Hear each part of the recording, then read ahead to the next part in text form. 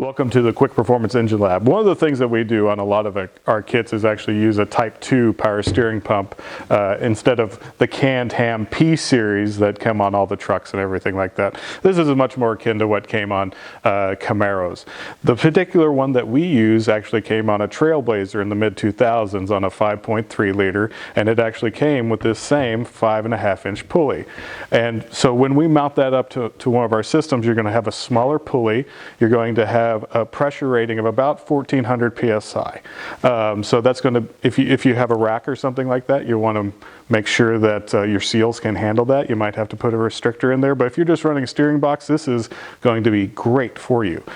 One of the things I want to make clear is just because it's at 1400 psi doesn't mean that's where it's at all the time. That's where the blow off is. So if it reaches that, it's going to open up an orifice and relieve some pressure.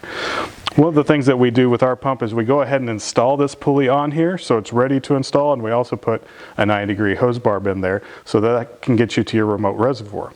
Nice thing about remote reservoirs is it's going to give you more frame clearance to miss that steering box and your A-arms. It's also a brand new construction. When we first started doing this, we were actually doing remanufactured pumps, and we just had really big problems with the quality control we were getting from those. So we switched to a brand new all aluminum pump. So it's going to be lighter. It's going to be all brand new components, not remachined, not made to work. It should be a much more reliable option for you. Thanks.